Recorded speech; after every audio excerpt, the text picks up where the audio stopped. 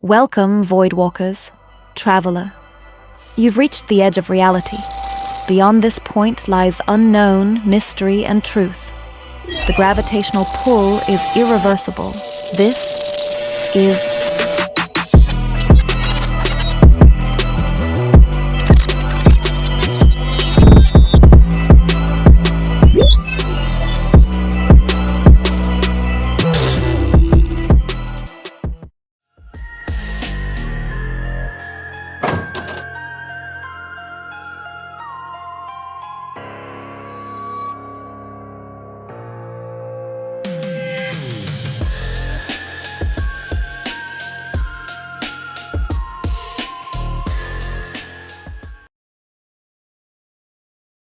original series, right?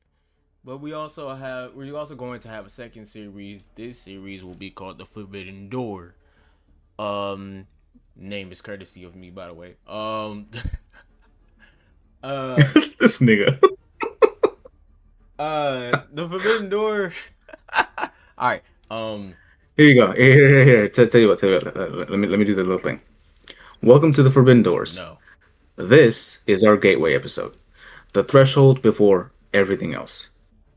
Tonight we kind of lay out the map, a kind of clear, detailed overview of the 10 conspiracies that we'll be exploring in this specific episode, and of course, in future episodes we'll be diving into more. But in this episode, each one is briefly dissected so you know exactly what kind of world we are stepping into. Okay. Alright, I'm fucking with that.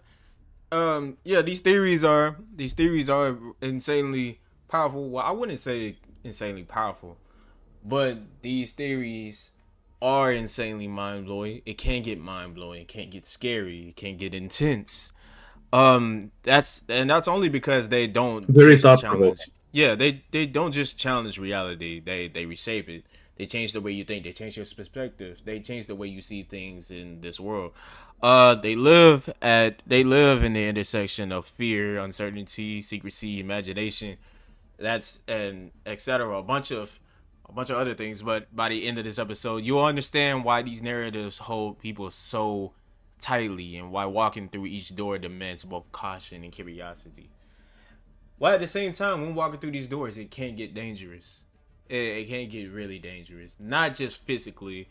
And the reason why I'm saying not just physically, because we all know the history about people sticking their nose to business that people would consider to be um, them not supposed to be in. If that makes sense. We know the Invasive. history. Yeah, we know the history of what happens when people try to do research of things they're not supposed to do research, and we know the history of people, quote unquote, exposing things. We know the history on this, but yeah, by the end of the episode, we hope that you learn something, and this is also going to be fun too, because like any other podcast that does these kind of conspiracy theories, they're gonna get hella fun, depending on how intense or how crazy the conspiracy theory gets. So, um, Absolutely. see, And that's how you do an I intro, personally nigga. believe that. We're not doing this Good by job, man. script. We But improving it. We improv this shit. All right. yeah, of course. And I definitely think, given the fact that all of these conspiracies that we're going to be getting into are thought provoking, you will often find yourself, you know, deconstructing a lot of the figments that you have built around your world in terms of your narrative and what you think to be real versus, what might or might not be real. And main intent behind all of this is to spread awareness so that you need to understand that a lot of the things that we encounter in this world are not always as they seem. And Yeah. mainly because in this generation specifically, a lot of people have caught on that a lot of narratives are manipulative. They try to blind us and they try to distract us with certain types of phenomenon while the real, excuse my language, but shit, the real shit is going on right in front of our eyes, but we're not facing the right direction. I don't know why you said excuse my Hence, language. Like I won't censor it out during the pre-recording. Like I don't know. comedy. Anyway, but at the same time, it sets a narrative, but not one that is very subjective, one that is quite objective, on the contrary, because we're not here to sell you emotions, sell you just opinions, but rather we will always try to base everything we say on the information that we know. Given sometimes the information that might not always be correct or might not always even be complete. We will do our absolute best to make sure that it is correct and reliable, but all at the same time, do your own thinking, do your own research. I say again, our podcast is meant to be thought provoking. It opens your eyes. It makes you realize beyond the veil that's being presented to you that things are not always as they seem. Hence, moving forward, I would like for you guys to understand the intent behind why we say a lot of the things we say, but also this world's full of shit. So, with that being said, let's dive into it. I would Now, like, first and foremost, I would like to make this. what? I ain't gonna lie. I would like to make this a quote for this series specifically. Once you walk through this door, What, the world's full of shit? no. Oh. We already know that. We already know that. We already established that here. We already established that in the first episode. All right. Once you walk through this door, there's no going back through it. There is absolutely. You will become a very in-depth thinking person. And while that sounds very weird, there's probably a much cleaner word for it. I just can't think of it right now. So we'll rock with it. But definitely you will see that a lot of these things you might not have even noticed or have not even realized or thought of. Right. But that's precisely why we are here. We are not here to make people break down, get all emotional about certain stuff. No, we're just here to share with you information and statistics and possibly data that you didn't know or you didn't think of ever trying to dig up. So that's why I say again, we don't intend to spread any kind of hate, any kind of negative emotions, but we just want to wake you up. I'm interested in these damn 10 conspiracy theories that you have gathered, because how ne- I know we had a while. I know we had a good amount of time to gather some theories, but like damn 10? You gathered 10 for this episode? I got a 10. I got a 10, and I actually have like points that I can say for each and every single one of them. Okay. I have conspiracy theories that are technically you would consider for it to be mainstream like, cause like say for instance the conspiracy theories that you usually hear about during like trendy moments, those kind of conspiracy theories is not like that. Like these are conspiracy theories that it takes for, say for instance, if I could put it this way, if there's like during the music industry, you know, there's like mainstream rappers or mainstream music producers. But then there's like underground mainstream, not underground mainstream, but there's like underground rappers, underground producers, underground singers and shit. Right. So if the conspiracy theories that you have are mainstreams, my conspiracy theories is probably something you could consider to be underground. Like that works perfectly fine because we're gonna need to have a balance of both. And like a lot of these conspiracy theories, like, don't get me wrong, we can talk about stuff like, because you know there's always TikTokers, there's always people that are always bringing something up, right? But it'll be cool every now and then. It'll be refreshing when we can not just go into depth about specific ones that aren't so common, but also go in depth into each specific one to the point where we uncover more stuff.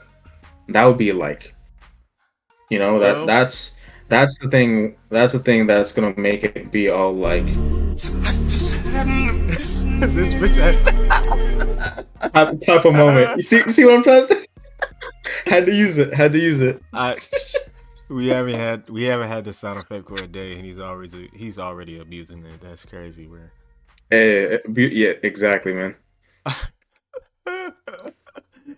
Okay. Man. If we're on that same mindset, I guess that. My nigga. Yeah, let me hear it. This theory Okay. is not just it's not just something that has anything to do with, you know, the media or spirits or ancestors, stuff like that. It's actually regarding me too, because during the time of me doing my research on my ancestry or my family tree, um it's really funny, and this is one of the these are one of the things that got me deeper into music even more, and well, not even just music, but music and the spiritual in general, because the same time that I was getting the same time I was getting put deeper into the feeling of music and the spirit of that, not spirit but the history of it, like dissecting, The origin. yeah, the origin of it and dissecting it. is it was about the same time that I started learning about my family tree, which is also the same time Sinners came out. Now we already had this trend about the movie, right? Yeah, great movie, by the way. Um, we already had this trend about the memes. Then you stuck your tongue in my coos and try to. We're not gonna get into that, fam. We're not gonna get into that, fam. Says the nigga Regardless, that brought it up. shut up. Regardless, Sinners is a great movie. Even though a lot of, you know, Christians, brother sister Christians, they talk about, you know, how quote unquote demonic the movie is. Um, I bet to differ, because it helped me actually I learned a lot on the Christian side of things and the spiritual side of things. To be real with you, For that's for those of our viewers that haven't watched the movie, you want to give them a brief synopsis about oh what the course of the movie is. well. Before we even do that, we're gonna have to give y'all a spoiler warning. Because we know as much as these movies can be popular and shit, some people still haven't seen it. So go watch it before you see this. Go watch it before you see this episode, okay?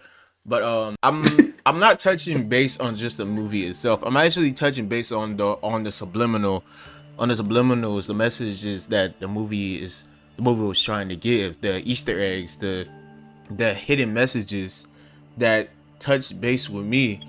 And I watched this a couple times. I watched this movie a couple times, and it's like, it seems like with every rerun, or not rerun, but with every rewatch of my experience with this movie, I learned something new that resonates with me even more. We all saw the scene. Well, not all of us, because again, not some people still haven't seen it. But we all saw the scene with the kid. He was singing and he was performing at the juke joint. For those who are not familiar with the movie or what that means, I'll put it like this: the kid was singing at a club. We'll put it like that. He was singing at a bar. It's basically like, you know, just you having a side job and you're performing at a nightclub with everybody at the bar. So that's basically kind of what it is, right? The guy was singing at the bar. You know, him, a bunch of black people. You know, they some of them were slaves, some of them were free men, if I'm not mistaken. They started to, you know, dance with him. They started to, you know, jam with the song. As the performance was happening, right, there was this interesting thing that was happening with him. Narrator was explaining it for you guys, for those who wasn't understand exactly what's happening. So in the beginning of the movie, they were talking about there was some people in the world had this ability to use music to literally, you know, I don't want to say communicate, resonate with the spiritual, not just with the spiritual, but can literally resonate with their ancestors and resonate with the past and the future and the present. And that's what was happening in that one scene. So I guess there was this one camera span where the kid was singing, and while he was singing, there was literally people from every time period. Well, not every time period, but there was literally people from the past, present, and the future performing with him. While he was performing, he had this guitar. Some of you may not have the knowledge of guitar types. You know, there's a Stratocaster, there's a Gibson guitar, and then there's a resonator guitar. A resonator guitar is one of the oldest models of a guitar, and that was what the kid was playing.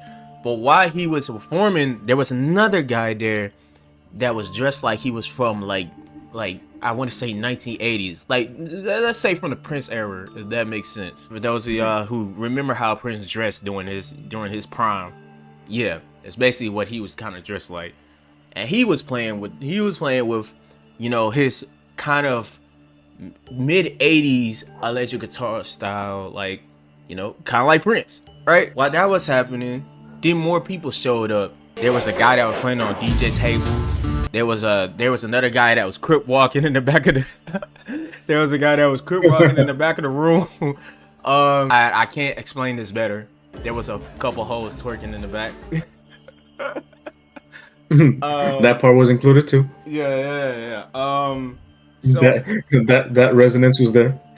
and there were even other, you know, tribal, you know, black people, you know, Asian, if you want to call it that, and they was doing the whole ritual dances. There was even this one scene where I don't know the full name to it, and I may butcher this, so apologies for anybody who knows it and I got it wrong. But there was like this African that was doing this ritual dance, which I have seen on the internet before. It's kind of like it's called like demon dancing or something like that, something like that. It was just like a demon ritual dance or whatever. That's not what I was talking about.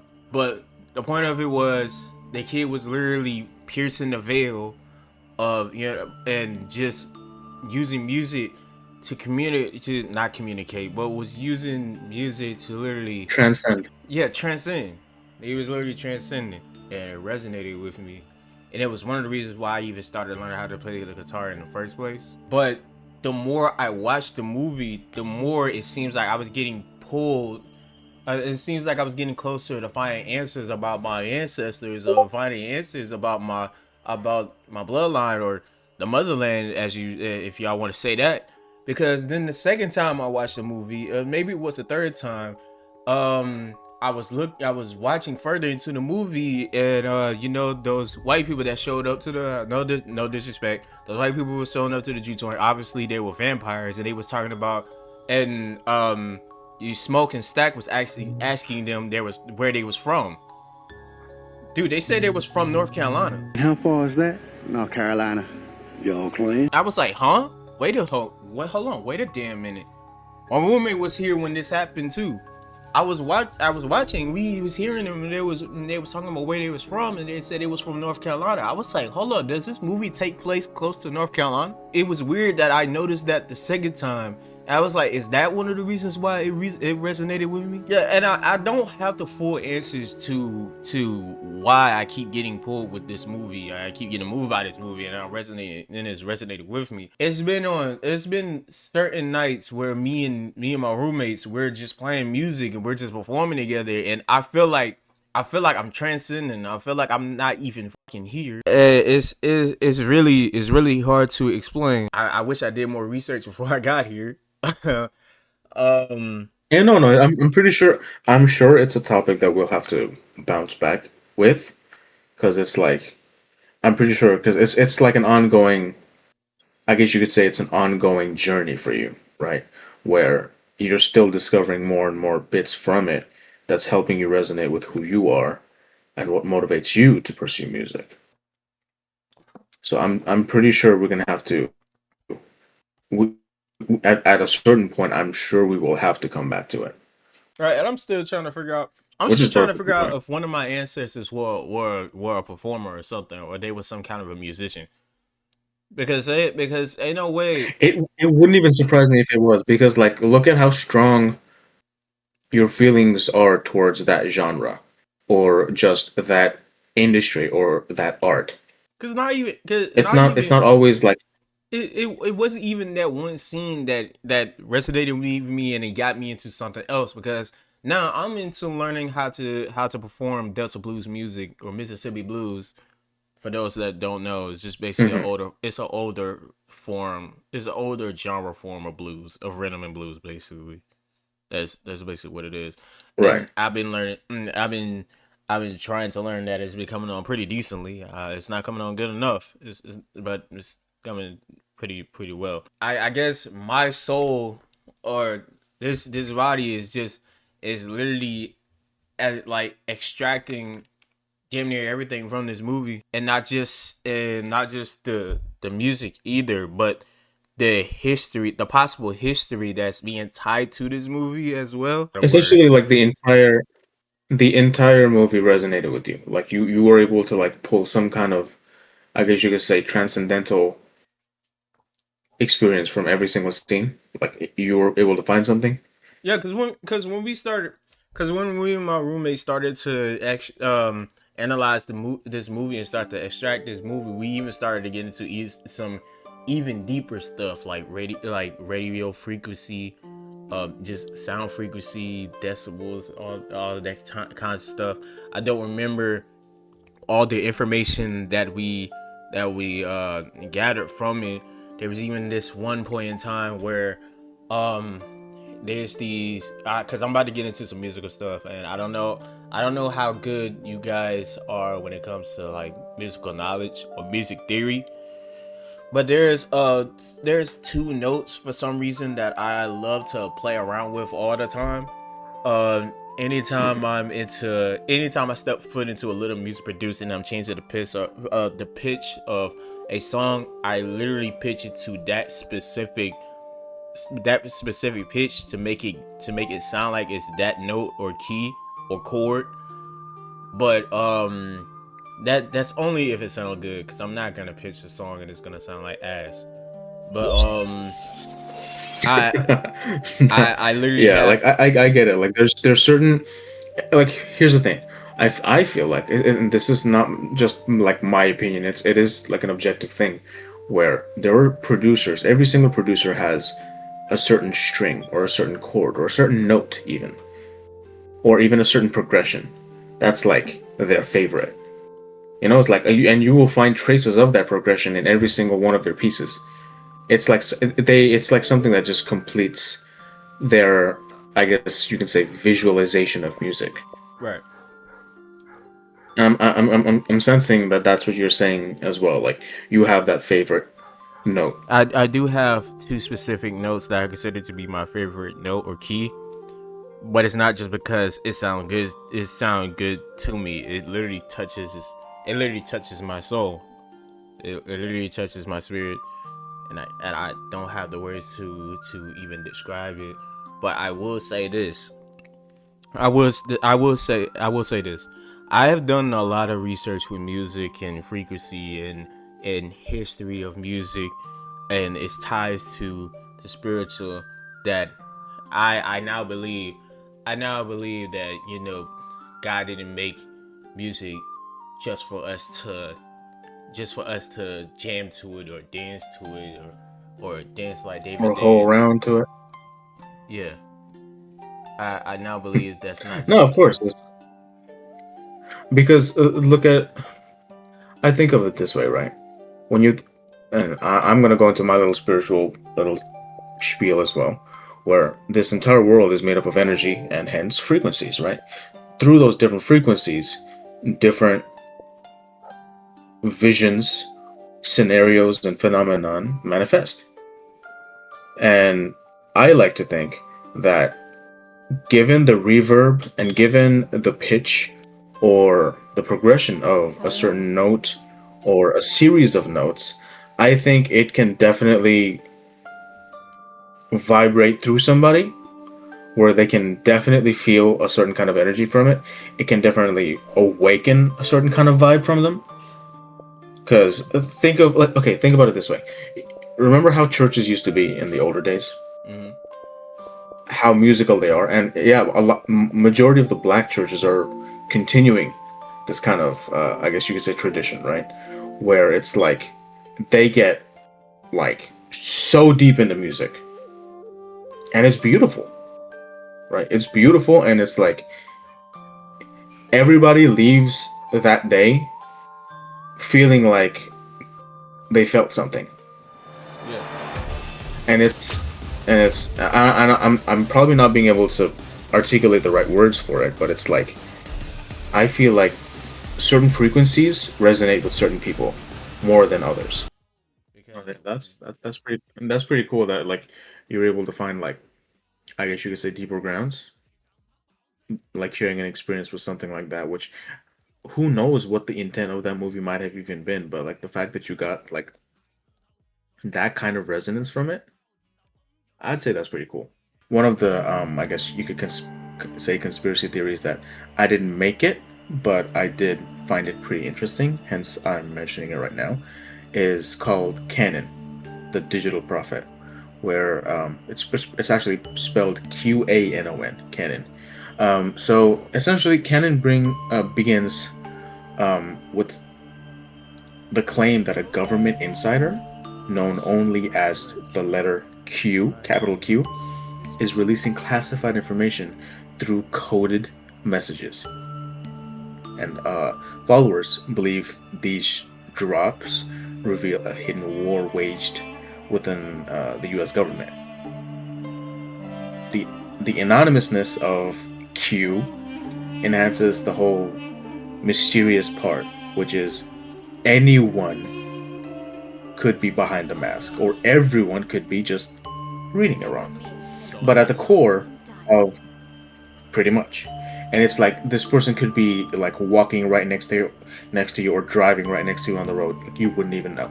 And it's like at the core of this conspiracy theory is the belief that you know there's a global, I guess you could say, cabal that's controlling politics, controlling media, controlling finance, and even the entertainment industry. This imagined group is said to engage in, more and more is getting unfolded as the days pass. Like, it doesn't even need to be mentioned. You know what? I said, I'm gonna censor that. No, that's perfectly fine. They can't hear that. They can't hear that unless you watch the Patreon version of the episode for like $5 a month. I'm just saying. I'm just saying. No, yeah, no, absolutely, absolutely. If y'all want to hear the spiel on it, hey, you know what to do. Matter of fact, I'm gonna get started on that. They don't know what to do. I just threw that out there. No, I'm saying that because I'm probably gonna set it up right after this episode recording's done. Anyway, essentially this imagined group, and I say imagined because we still don't know the concreteness of this theory, but essentially this imagined government body is said to be engaging in of certain things and ritualistic crimes, granting the conspiracy more of a moral urgency kind of thing. Believers see themselves as, believers in this kind of theory see themselves as soldiers fighting an invisible, monstrous enemy, which they are terming as the government or the New World Order. A major prophecy within the canon is also called the Storm, which is a predicted event where elites will be exposed and arrested in mass. Also, something that's already kind of happening. People's names are popping up on lists. I'm not going to specify, but names that you would never have suspected is now popping up on certain kind of lists, which is not very good for their reputation. That's not hard to believe. That is honestly not hard to believe. Yeah, everything you just said is like it's already happening. All of this is really not hard to believe, because for one, it's either it's already happening.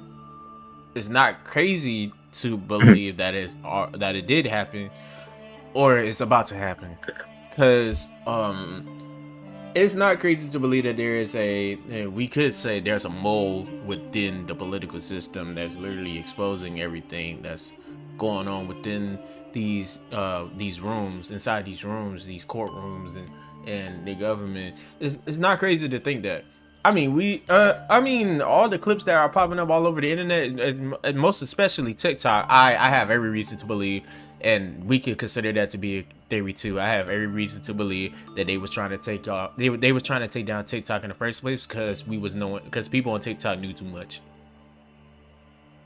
I have every reason to believe that's very much a very concrete, that is very well founded narrative. Actually, that is a very well founded narrative. Because it's mighty funny. I mean, we can go back to everything that happened with TikTok. It's mighty funny how they spent a whole year threatening everybody that we was gonna take down TikTok, and then they take off TikTok for one day just for to put that shit back. Right. Hey, tell you what, I'm pretty sure they're still trying to conspire or come up with a actually decent plan as to how they can demonetize or completely get rid of They still are. TikTok, because it's like they just don't know how to go about it, because a lot of businesses are based on TikTok, which, hey, I'll be honest with you, they probably don't even give two shits about, but more so certain people that expose controversies through TikTok, they're the targets. They're the main reason. They essentially didn't have a choice to bring it back, because like you said, there was a lot of businesses being built on TikTok, and people got bills to pay and shit like that, right? So they didn't have a choice.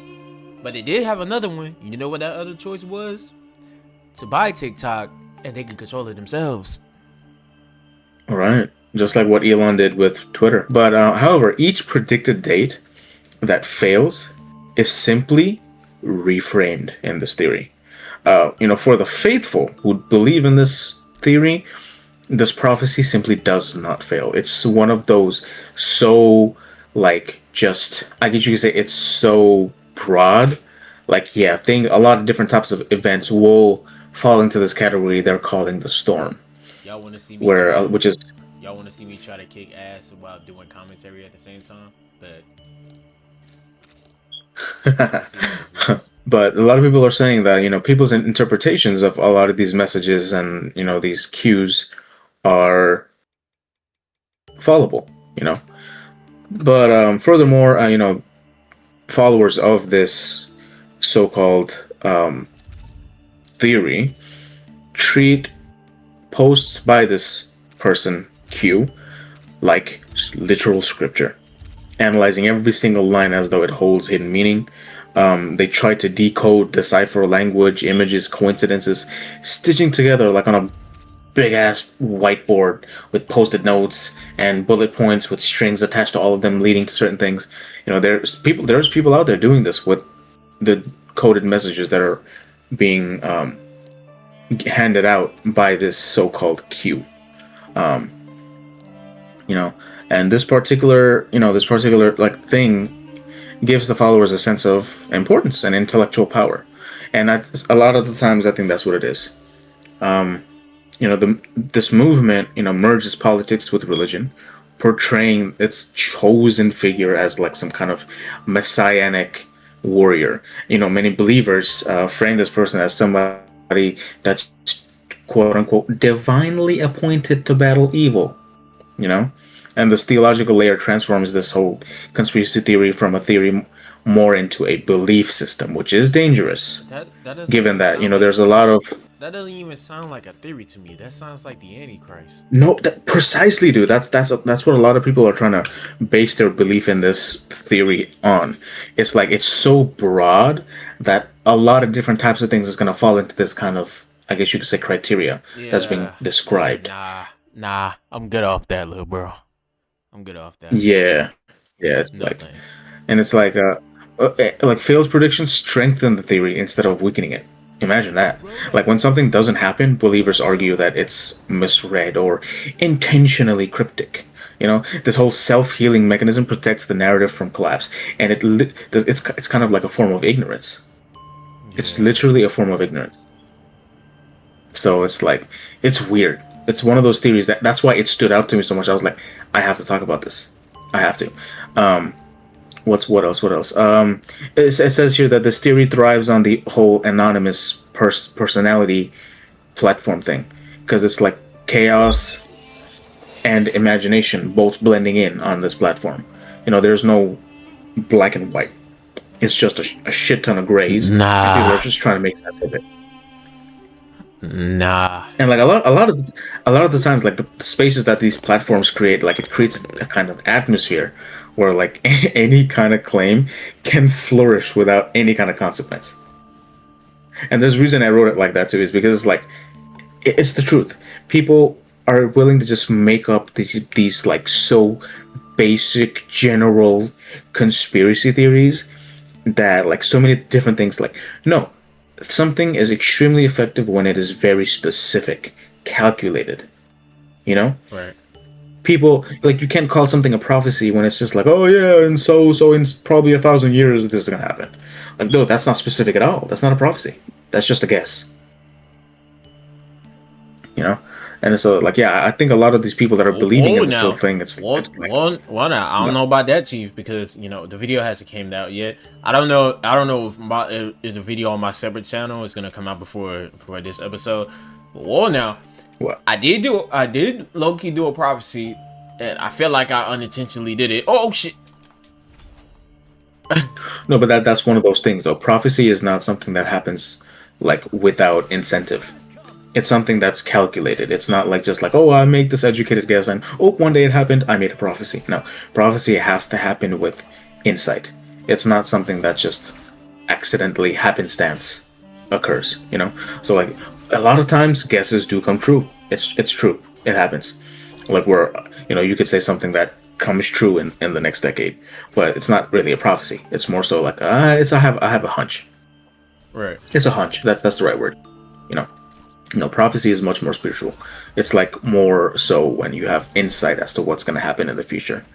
And yeah, like I can go much further into that, but it's like, yeah, I think the whole thing of them calling this a prophecy is it's a form of blasphemy, if anything. Now, I feel like 'cause they don't have any. now when you put I it feel like that they don't way, have anything to. now Yeah. when you put it that way, yeah, that makes total sense. Because what I was about to say was, what I was going to touch base on was, I've prophesied many things in this life.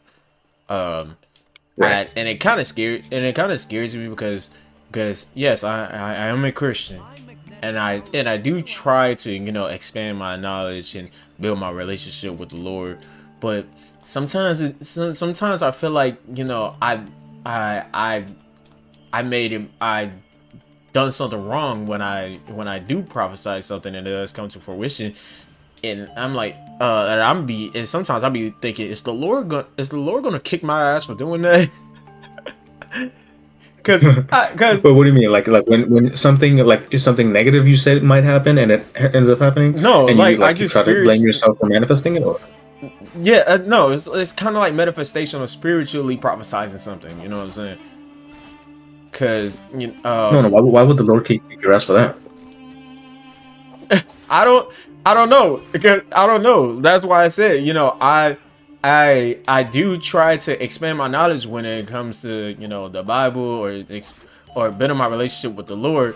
So that's why I said, Right. I don't know if it's wrong for me to be capable or have that ability to do that, or at the very least God using me to prophesize things, if that makes sense. I will put it this way, just to kind of debunk your whole fear of, oh my God, am I going to get punished for this, or am I going to get my ass kicked in life? No, it's not like that. I think every single human being is entitled to truth and insight, because when anybody focuses on something 100%, or possibly more than that, if they try to surpass their limitations and try to look into something deep enough, they can foresee things from happening. It's like one of those. It's literally an internal, I guess you could say, sixth sense that has been built into us. And it's not your fault that you can sometimes see things that are like, okay, yeah, I think if this continues, this is going to happen. People do that every day with weather. Okay, you know You what? know, and Okay, you know what? I may take that back. Because What? if that same rule applies to me prophesying something, then that would be the same rule. That same rule will apply to me having spiritual discernment. And Exactly. I know there's not a single thing wrong with having that. I know there's not a single thing wrong with spiritually sensing bullshit. You know what I'm saying? I know there's Absolutely. nothing wrong. I know there's nothing wrong with being able to read the room and know and just sensing and feeling that something is off. Sometimes it's just the right thing to do. The Right. right thing's happening to you when something like that happens. Yeah, and I don't think it's something you should blame yourself for. Rather, you should be proud. Like, yo, I was able to see this thing before it happened. And, I think that human beings do have hunches like that, but in no way can we compare ourselves to like actual prophets, like Right, biblical right. or spiritual prophets, like foreseeing things that are actually happening. Yeah, I think absolutely. We definitely have hunches. We definitely have foresight where we can foresee certain things happening. Like if I have a toddler in front of me that's playing in a rough manner, right? I can foresee that he's gonna get hurt.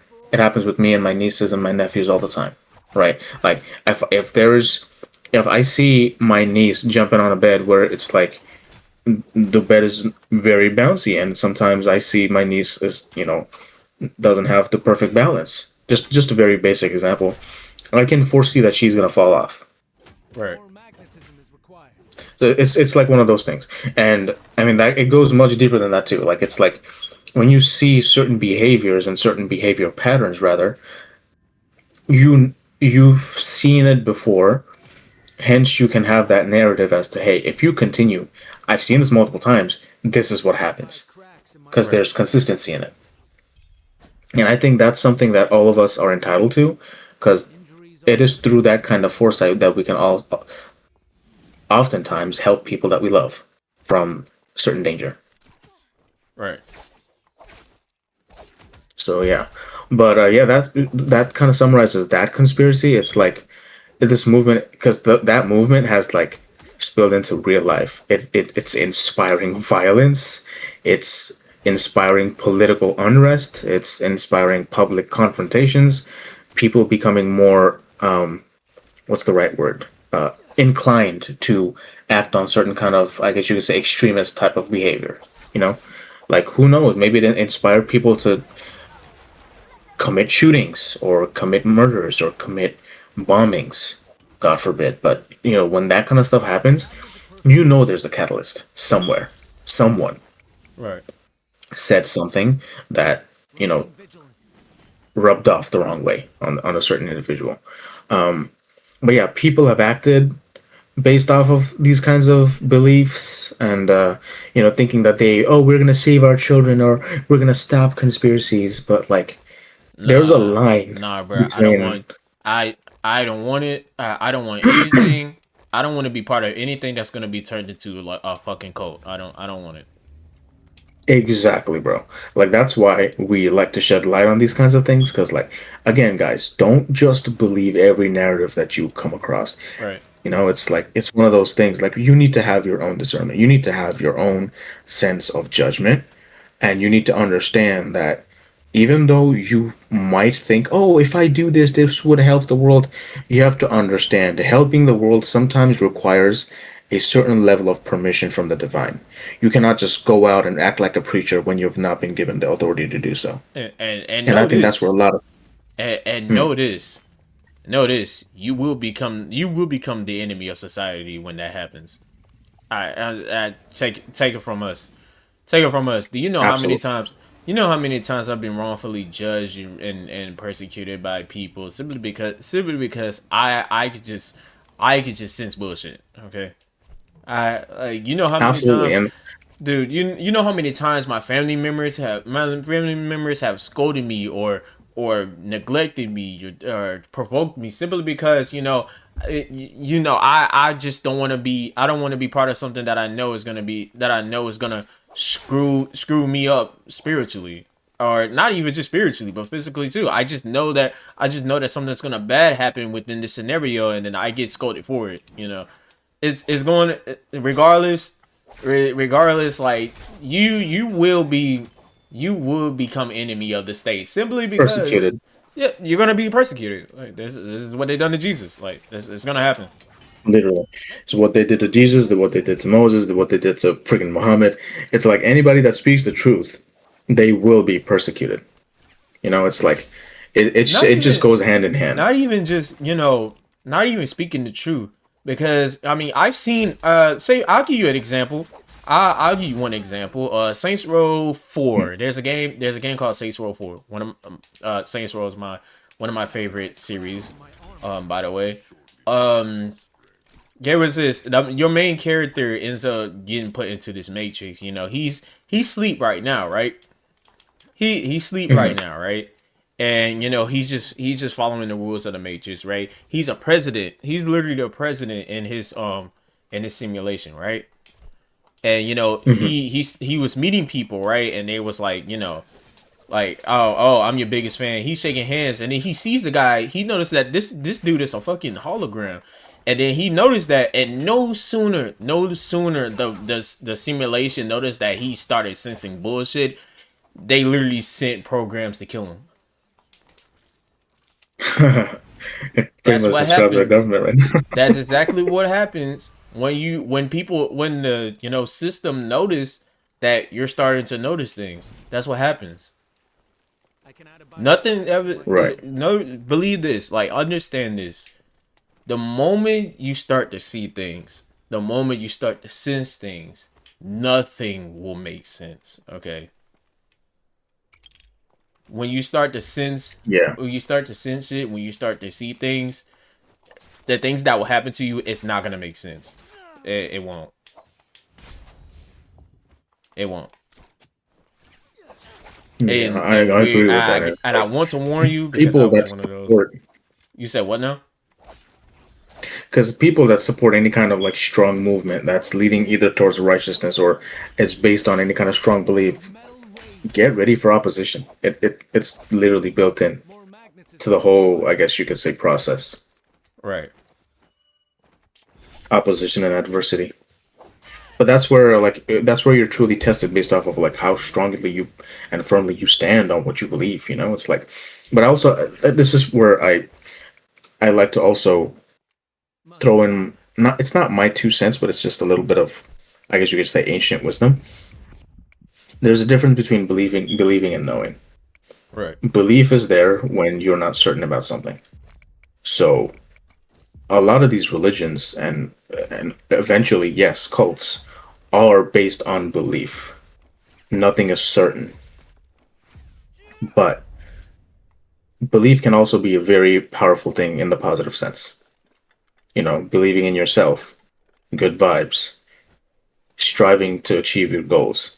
These things are very powerful, but that doesn't necessarily mean you can also, disprove that there's negative beliefs as well, which can very much cause harm. I agree with that too, because it doesn't, because it kind of be irking me, it kind of be irritating me.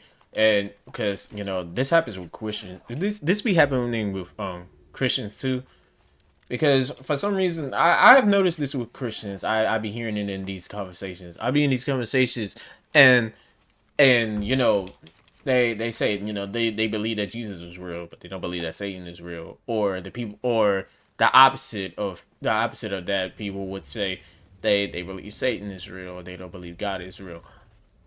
That's stupid, really stupid. It is very stupid. Because even for a Satanist, and I'm finna go. I'm finna shoot the gun here. I'm finna shoot the bullet here. Because even Satanists act like they don't believe in God. That's stupid. Because if you don't believe God is real, then that means you don't believe Satan is real, and you're the ones that's worshiping the Exactly. nigga, right?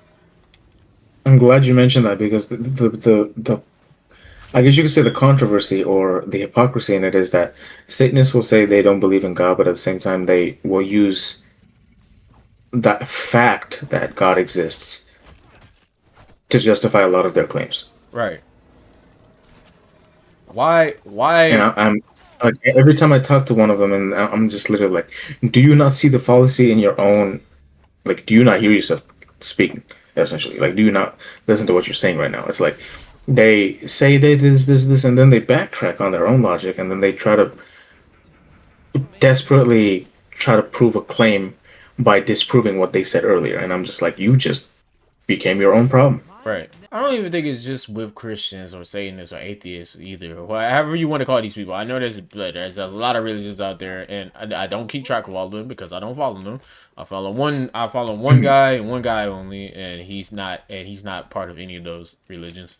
But it kind of irks me, like it seems like with these people that say they don't believe in one thing but they believe in the next thing. It seems like they're just using those religions for their own benefit. So But yeah, that's just one of the freaking Oh, my last thing I wanted to say about that conspiracy theory is that uh, the guy they quote is Q, the guy they call Q. He has stopped posting, Why? but the conspiracy theory didn't stop after he posted. New interpreters are still there, new influencers are still there, and new factions inside that belief are still there. It's literally not just a conspiracy theory anymore.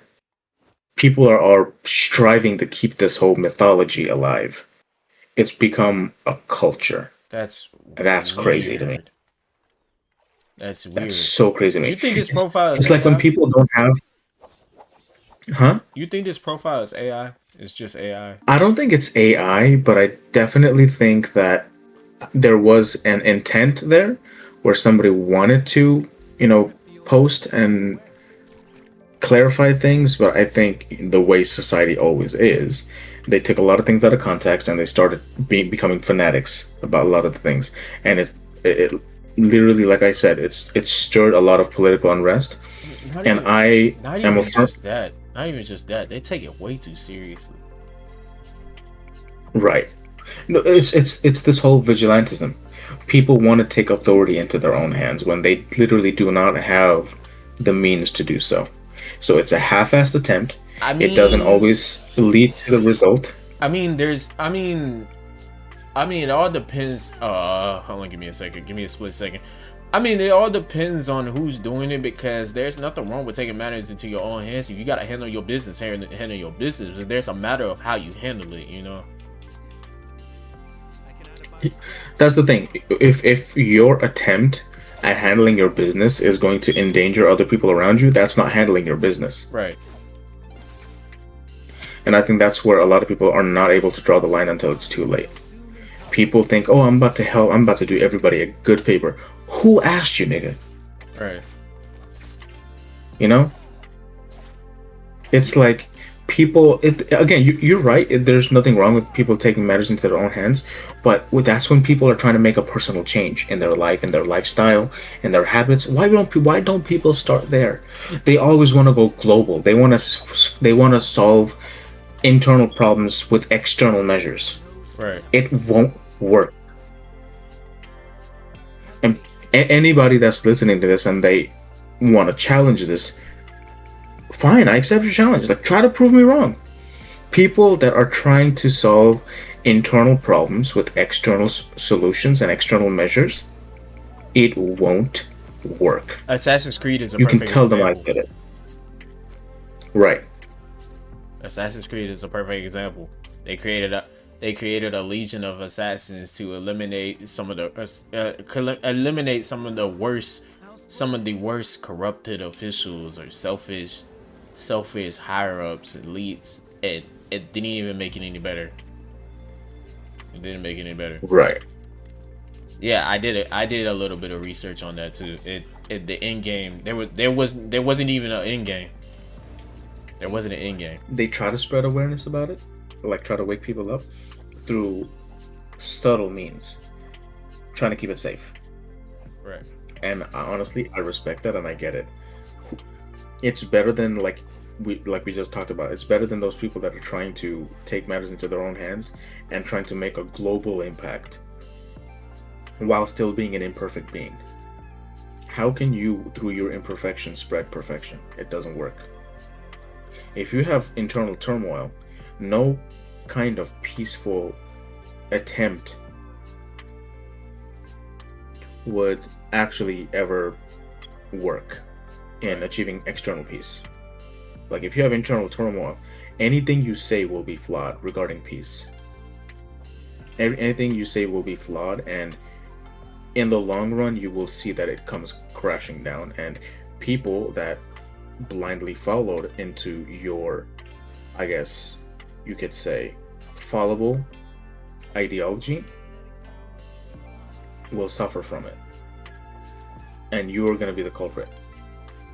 So I say again, I think people need to learn to fix themselves first before they can attempt fixing another person. You cannot, like, this is the whole fallacy of therapy. You cannot be a therapist unless you're a freaking saint. Because therapists have their own flaws. They have their own mental blockages. They do. You know? They do. Like, you can have a therapist and that therapist can still be ignorant. Right. But then if you think about it, then what does that mean for a lot of the teachings and a lot of the awakenings or awareness that they try to spread, in the minds of their clients? Right. Is it just washed into their way of thinking, or are they truly objective? Can they truly maintain objectivity or objectiveness when it comes to spreading a certain kind of teaching through therapy? Like, don't get me wrong, I'm pretty sure a lot of mechanisms and a lot of their attempts helps at a certain point. But oftentimes, when it comes to the thick of it, everybody needs to be able to find a solution within themselves. It's an internal journey. That is where salvation is. That is where purity is. That is where peace is. Peace is not a global thing until it is achieved internally first. There are people out there that want to wage war. Look at all the violence that we're having. No matter if a certain group or a certain country tries to promote peace, if other people still have internal turmoil, wars are going to happen. So I think this is not even a conspiracy theory of mine. This is just a suggestion to everybody. I'm not going to say a commandment because I'm not like that. But just to, like, I guess you could say, stir up a certain kind of awakening or a thought. Honestly, just let God do the work and do the work that God have you assigned to do. Exactly. You've been given tasks, do them. Because while God's going to tell you, like, oh yeah, spread goodness and, be good to other people, that's for social interactions. But what about indoors when you are with your own thoughts? You cannot be corrupt then. That's when the devil will get you. The greatest moments at which your true nature shows is what you do when nobody else is around. If you don't know yourself, you don't know where to go, because you don't know where you stand. A GPS is only valuable when you know what your exact immediate location is. So people are over here shopping for GPSs, different directions and stuff. They don't know where the hell they are. I'll do you one better. How? I'll do you one better. Yeah. The same way you apply with what I just said, with let God handle his work and handle the work that God has you assigned to do. It's the same way. It's the same rule you can apply to a GPS. Just follow the directions the GPS had for you, and don't be going directions where the GPS already had it for. Exactly. Go in the directions that the GPS tells you based on where you are right now. Don't try to, like, just assume directions based off of what was given to somebody else. That's not for you. Don't and just like a GPS, and with God too. Don't take that turn. Don't take that turn that the GPS didn't tell you to take that turn on, unless it changes that direction and it'd be like, change your plan, go that way. Same way. Right. Same way with God. Same way with God. Don't try to handle business that God told you not to handle business with unless he tell you to. I do follow this Christian guy on TikTok. He does Christian content, and he did a skit where he's role playing as God, and he's just casting out demons. He's just casting out demons. He's eliminating them, and then there's a believer, there's a follower, and he was like, "Hey God, there goes another demon right there," and then God was like, I'll let you handle that one. You know what I'm saying? I think more than religion, people need to start focusing on responsibility, because I think religion has distracted people from responsibility. Because, like, people, here's the thing: having faith in God is not a bad thing. It's always a good thing to do. But at the same time, if you neglect your own responsibility, it's just like, oh, God will protect me, bro. Like, God's not gonna send down a freaking winged angel to help you, bro. Like, he will send people, good people, the right people, a healthy environment, a healthy community. People are waiting for angels to descend from heaven. Like, no, that's not how God's help is. Because knowing America, they're probably just gonna start shooting at those things. Speaking of voted for Bush. Speaking of which, what? There's a genocide going on right now just for being Christian overseas. There's a whole genocide going on overseas just because you're Christian. I know that's hard to Where's believe. that happening? I know that's hard to believe, but it's happening. It's happening. It's happening in Africa, if I'm not mistaken. No. It's not Africa. It's not Africa. But it's not something crazy. You know what the sad fact is, though, brother? I wouldn't even be surprised if that actually is happening. Yeah, it's so believable now. That's what I was gonna say. If I may not have the 100% accurate information or knowledge, but I will say this: it's not crazy to believe that people are dying for believing in Jesus. It's not crazy. Same thing is literally how. Yeah, it's not crazy to say that people are getting killed for following Christ. But here's the thing that we're gonna have to edit this thing out too, or we're gonna have to at least censor it. The Jays, I'll say it this way, the Jays are also trying to create a rift. A kind of like a bifurcation, a split between the oh my god, I just lost my train of thought. The Abrahamic religions. What you mean? Christianity and Islam. Don't get me wrong, you know how there's like at least some sort of understanding between them, because there's like not any kind of active hostility between these two faiths. But as of what's been happening lately, the whole Palestinian genocide that's happening, it's happening on Muslims. So now what they're trying to do is put Christians into that same category as well. But now Christians are going to have more sympathy for their own kind losing their lives. And what they're doing with this is that same kind of terrorism that they're depicting on both of these beliefs right now. They're trying to unify people under the same roof of under the same roof of a certain kind of fear factor, until they can manipulate everyone as a whole. Were you talking about the government? Because I wasn't. I'm talking about the. No, you're good. So essentially, you know how, if let's put it this way, there's a neighborhood. There's a couple of different gangs in the neighborhood. There's one gang that is stronger. It's stronger than the other ones, right? Right. Now that gang is going to try to assert dominance by, rather than having to go after each individual weaker gang, he would much rather unify all of those gangs under the same roof and then burn that building down, if that makes sense. Name one person in general who doesn't have a superiority complex. No, because a lot of people don't. Superiority complex is something that you want others to literally. I know you're trying to talk about like the whole. Okay, no, yeah, this kind of, I guess you could say, this kind of sin of pride exists within everyone. I'm saying more so in terms of actual dishing out, actual manipulation and utilization of this specific complex. Yeah, that's exactly what I mean.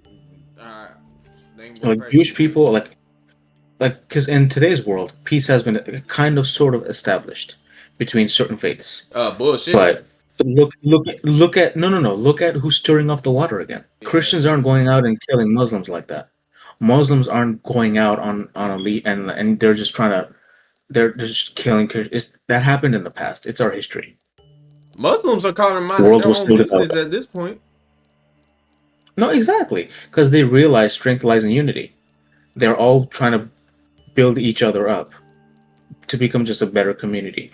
Because, don't get me wrong, because of that white bastard that ran for president not too long ago, and the kind of, that white rat bastard that ran for president not too long ago, the kind of narrative that they put based on that incident that happened. Save that for something feels off part 3, okay? No, absolutely, absolutely. But I have to like try to just. It's a short synopsis, but because of that narrative that was created around the world, a lot of people are now. It comes off as like that third world faith, Anytime people like anytime. I have nothing against my Christian brethren. I love them because A lot of Christians don't know this. Jesus is one of the essential parts of Islam.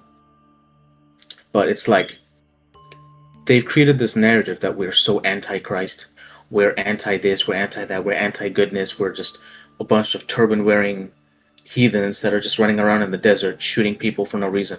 That's the kind of narrative that's been created. We have violent tendencies. That's what goes off. But you go and look at the actual statistics of crime rates, the truth reveals itself.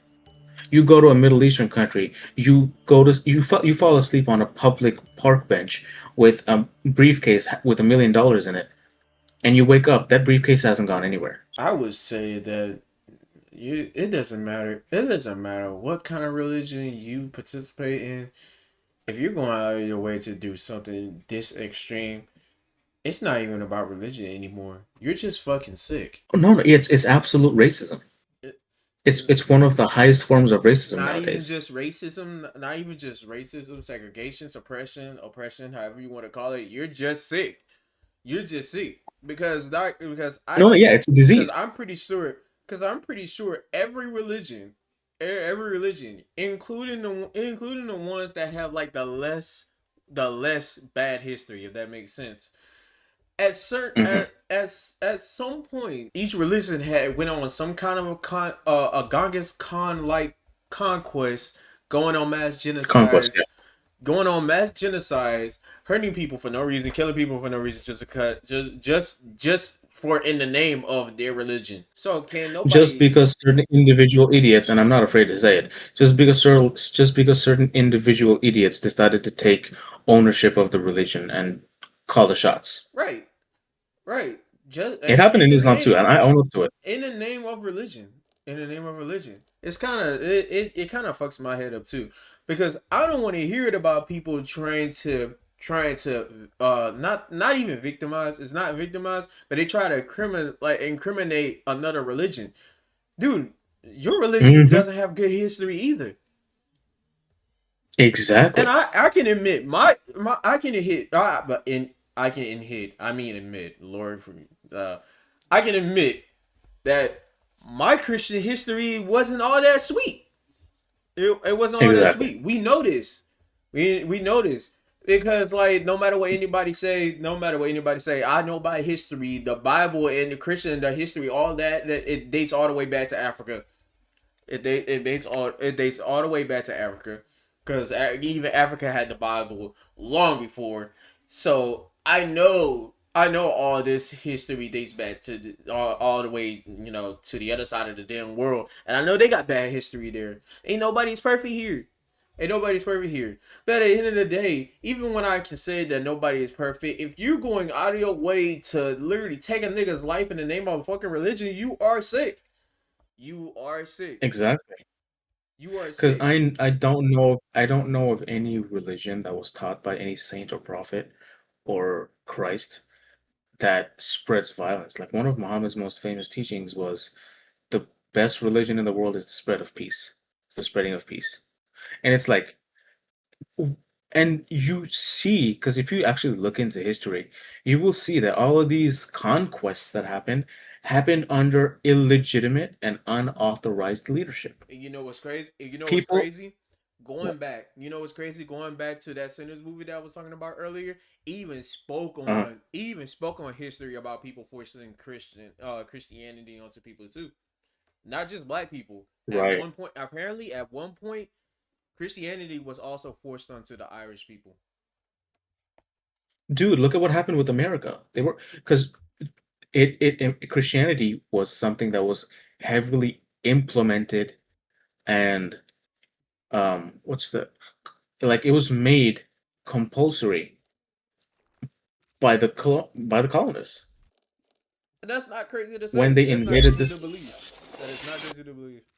No, but think of all the conquests that happened with the whole the Spaniards and all that history of like just subjugating another race or another, I guess you could say, faction of a race or a community or a people. It's always rooted in the same kind of thing. It's like you have to believe in what we believe in, otherwise you are going to be tortured. So rather than be tortured, let me spare you. let me give you the choice. You either convert or you die. Bruh, like, I'm gonna go ahead and say this right now, cause I know there will be Christians watching this. At some point, Mhm. eventually, there will be Christians watching this, and they're gonna look at us. They're gonna look at us and say that it sounds like we don't even believe in the Bible, or I don't believe in God. I don't believe in Christ. Not once in this entire conversation, not once in this entire fucking episode, we have said we don't believe in Christ or we don't believe in the Bible. What I am Rather saying, the opposite. we're far from that. We're infinitely far from that. For one, two, we are saying, well, I'll say this myself.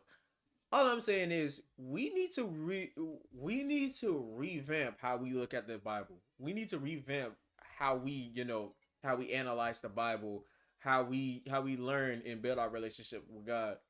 That brings me to another point, and I don't want to get too much into details because we need to have our own episode on this topic specifically, but it comes from this whole battle of interpretation is what I like to call it. The battle of interpretation. One person can interpret a verse this way, another person can interpret the verse another way. Yeah, taking it out But of it's like context. taking it out of context, exactly. And it's like it's not something that is only specific to Christianity. It's not something that's only specific to Islam. Because like I'm putting my own, like speaking right now, like I'm not a very religious person. I'm a spiritual person, but I'm not a religious person.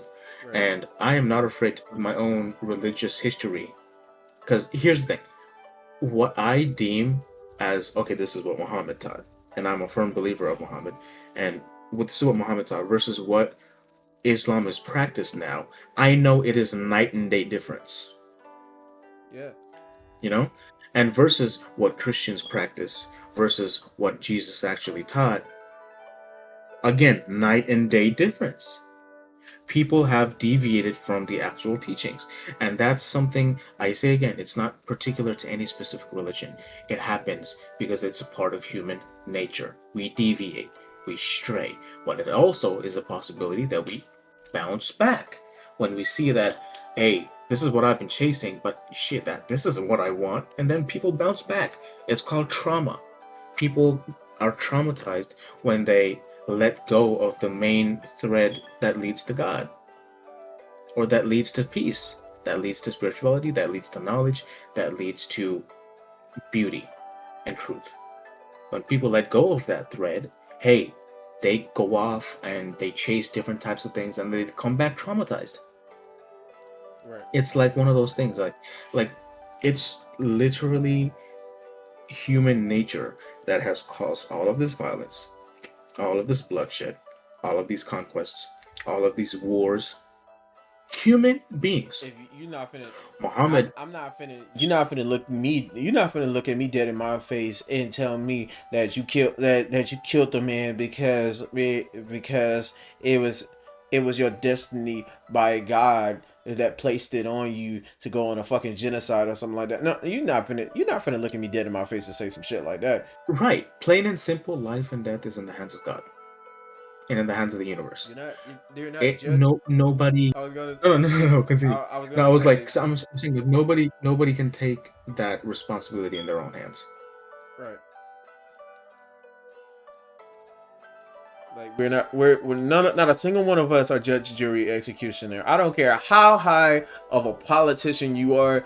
You don't decide who deserves to live or die. You know how it says. You know how it says in the Bible that when Jesus' second coming, which a spoiler alert to a lot of Christians out there that are gonna look at this and be like, "Oh, he's a Muslim. He doesn't."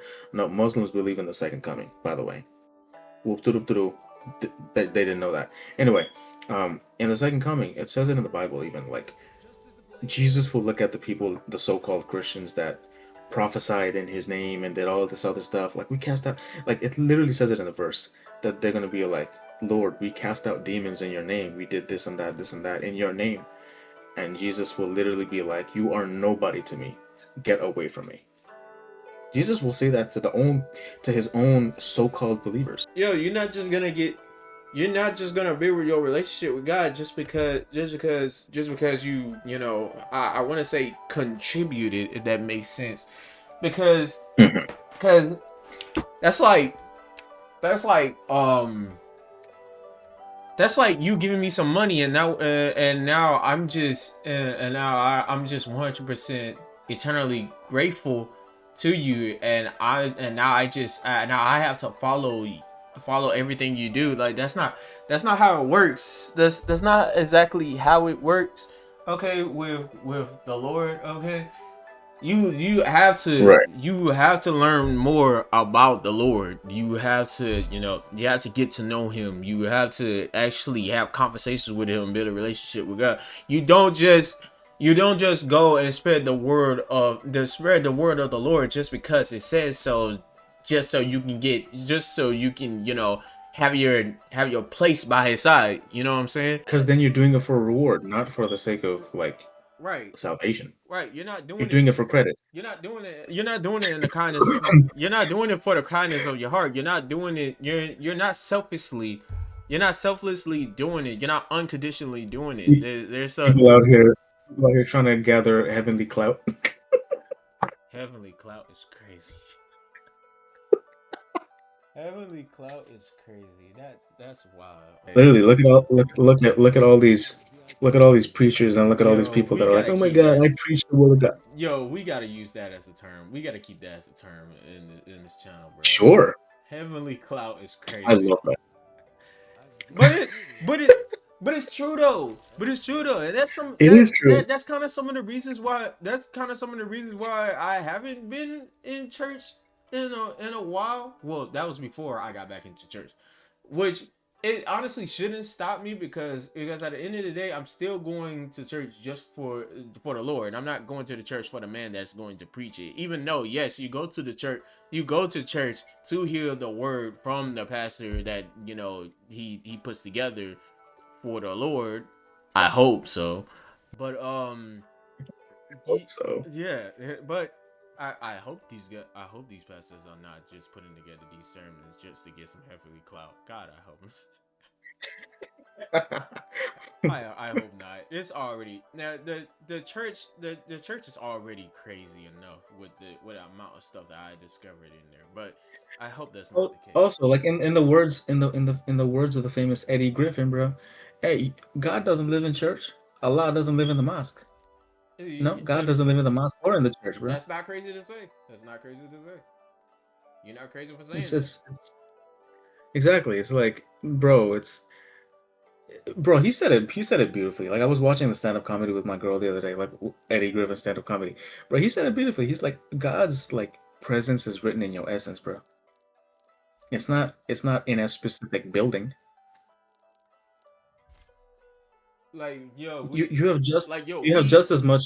we seen it. Well, like, bro, and then you don't need to even just read the Bible. That's why I say we need to revamp how we decipher the Bible.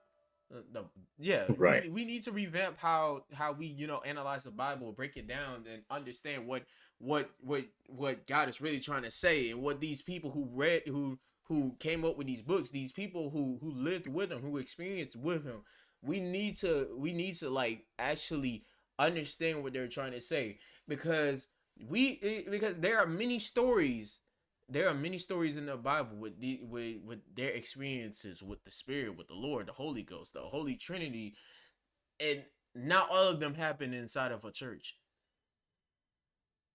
Exactly. It happened on the go. Yeah, it happened on the go, dude. There all these people, Peter, If John, anything, if like if anything, the only thing that happened when they tried to do it in some kind of synagogue or temple is that they got kicked out. right?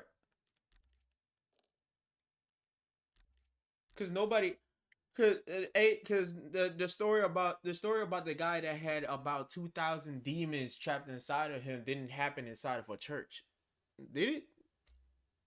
Nope. No, it didn't. It didn't. I learned that story not too long ago when I went to church that one time. That didn't happen inside of no church. That literally happened. That literally happened at a random spot on a random day on a Sunday afternoon. I don't know if it was a Sunday, but you get the point. Yeah, no, yeah, I get it. Like all these stores. That's the thing. Like people need to stop limiting it spirituality and to it certain comes locations. and it comes full circle. It comes full circle. When I was saying earlier, I don't know if I said it during the first recording or the second recording, which is the current that we're doing right now. But I did say that the Bible does say, when two or more gather in my name, I will appear. He didn't say when two more gather in my name inside of a church, I will appear. Like, Right. It don't need to be a whole congregation in a church. right. Although there is an extent, like church does, like you going to church, like like meeting with the Because like congregation, I'm that kind of sorry, stuff. and You said 'cause what? I'm sorry, because the same thing goes for mosques as well. Like if a building that's called the House of God has an ATM machine in it, I'm sorry, that's not the House of God. There's a church with an ATM machine. Oh, you No. don't get that reference? No, no, no, no. Oh, that's a reference. I thought you would. I thought it was for real. No, it is for real. It's a reference to real life shit that's happening right now. If a church or a mosque has an ATM machine, I don't think. By the way, I don't think mosques actually have ATM. Oh wait, you I'm talking sorry, about? this isn't a Oh diss. wait, you talking about This isn't a churches? diss towards Christians, but like, Are you talking about yeah, church like I'm communities? talking about like churches taking, like like being money hungry. Like, You talking ooh, about who can church contribute the communities having a most? you talking about church communities having a cash app? Not just that, bro. Like, there's churches with ATMs in it, built-in ATMs, Built-in ATMs. so you Nah, can that's donate. just nah. That's crazy. That's I'm not believing that. There's no way I'm going to believe. I cannot believe that there are churches with ATMs in it. I If there's refuse to believe that. pastors and if there's pastors and church fathers out there that are flying around in million-dollar jets, really don't think there's churches out there with ATMs? I don't know. Maybe 2 blocks away from the church, not inside of. 2 blocks away from the man, nigga. I hope that would be more decent. I'll be honest, that would be more decent. But man, reality is harsh. Reality is There's no harsh, man. way. There's Like, no don't get me way, wrong. Don't get me wrong, man. Like, I understand. Sometimes you need to contribute. Sometimes you need to donate, and it's a beautiful thing. Okay, people sharing their wealth with, for spiritual purposes. But man, why would you just be like, "Here's an ATM, donate what you can"? But now I'm Like, thinking. bruh. But now I'm thinking about it. Aren't you already contributing by participating in worshiping with the Lord? Ask them that, bro. Preach that. That because I mean, don't get me wrong. Like individually, yes. Also, I love how flabbergasted you are right now because it is crazy. No, no, no, It's no, no, no, absolutely no. crazy. Church, no. Church ATMs is wild. Church ATMs is wild. I refuse to believe that. I refuse to believe that. Okay, so we got a spammer. All right. Let me go ahead and count this nigga real quick. But yeah, anyways, yeah, aren't you already contributing when you're worshiping for the Lord? Aren't you already contributing? Aren't you already contributing by showing up and doing exactly what the Bible says? When two or more gather in my name, I will appear. Aren't you already contributing by Gather doing in that? my name, yeah. It's not, and I think how they interpret this when I can't even finish my sentence. Because it's crazy. When two wallets congregate, the Lord will descend from heaven. When two Bro. wallets open, the Lord will take the money out of you. Because like, look, literally, it's the thing. Because here's the thing, how it started was, like sometimes they would pass a plate around or something around where you can put your money in. Like, yeah, that's your little donation, right? When people stopped carrying cash like that, because people were like, man, we lose too much money going to church, man. When people stopped carrying cash like that, they were like, they have gone electronic. We have to as well. Just put an ATM right in that corner, right over there. So many churches have installed ATMs, and they don't call it ATMs. They just call it kiosks. That's crazy. It makes it easier for congregants to make cash donations, Oh, especially those that's who don't crazy. carry cash anymore. That's crazy. That's crazy. But no. Oh man. Going back to what I'm saying. Like, if you really think about it, if you really think about it, if if you're doing what God intended you to do, right? If you're Uh-huh. doing what the Bible says, building your relationship with the Lord, learning with the Lord, worshiping with the Lord, right? If you're doing what the Bible says and you're doing right by it, wouldn't that already mean you're already contributing to the Lord? So why That's the would it ugly be truth, brother. but Like, so why would it be necessary for you hmm to provide materialistic things? That was already God doesn't need that shit. that already has happened in the Old Testament, hasn't it? It We has. are in the New Testament What did now. what did what did those people what did those rabbis do in that in the courtyard of that temple? Didn't they turn it into a marketplace? What did Jesus They do? did. They did. That's not crazy to say. It's now what we're talking about right now is just a modernized version of it. It's literally the same thing. What do you think Jesus is gonna do if he walks in? He's like, "Hey, this is my father's house," and a brother catches an ATM in the corner of his eye. You know he's grabbing a baseball bat. Right, because it's not. Don't get me wrong. Like, it's something to think about. It's still, at the end of the day. Yes, it's cool to send your tithes and offering. It's cool to contribute that to contribute your People finances. should be doing that from their own volition, you know? But also, why would it matter to contribute materialistic things when it's not coming with you when you leave? Right. It's not coming with you when you leave. The only thing that's coming with you is your soul and your spirit. Bro, there on ABC News, there's literally an article on it. Cause It's called An ATM for God. that's it's great. That's crazy. That's crazy. Now, don't get me wrong. I still could be wrong because like a while back I did do research on actual finances in the Bible. It does talk about how you handle your finances in the Bible. Yes, yes, There's nothing wrong with that. Yeah. yeah. Like this, there's like I know some Christians know this, and I know some Christians don't. So the people who don't know, yes, it is actually known in the Bible. Well, not known, but the Bible does talk about how to actually handle money. So I could be wrong. I could be wrong about Dude, this. one of the 12 disciples wasn't literally an accountant. Yeah, yeah. And I didn't even know that. That's my first time hearing about that. I didn't even know that. But that just goes to show how much you should really research the Bible. And I think I should be doing that more as well. I won't lie to Literally, you. I like think I should. Jesus wasn't just handpicking people out from the streets. He was handpicking out real niggas, like real ones. Right, He's like, hey, you know your shit. But you have a good heart. Come with me. Follow me.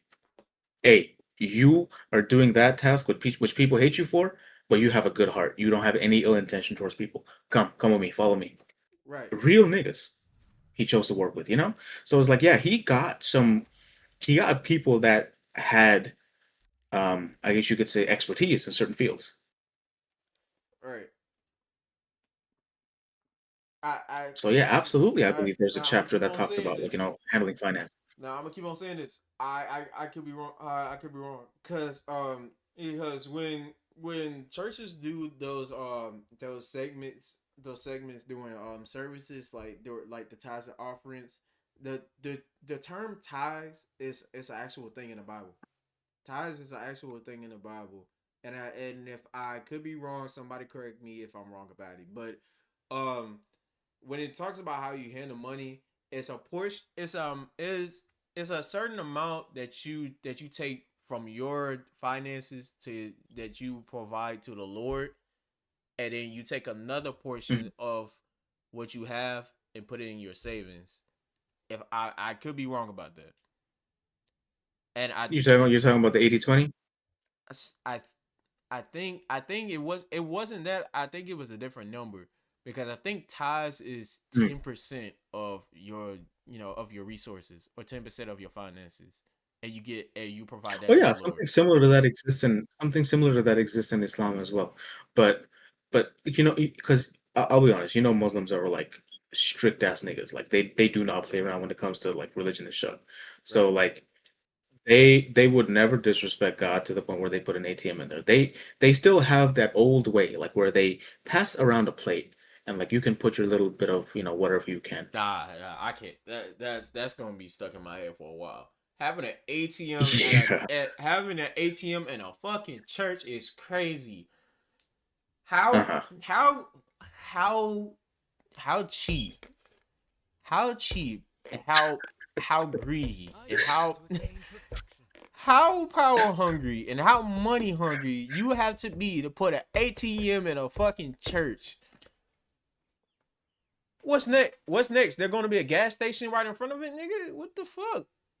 Right. And they're gonna take the finance from those investments in gas, and they're gonna be like, "Hey, we have money," and bro, it's like, don't get me wrong. I know, like we said again, when it comes from people's own volition, yeah, it's nice. It's nice to donate, and so yeah, the church fathers need money too, but at the same time,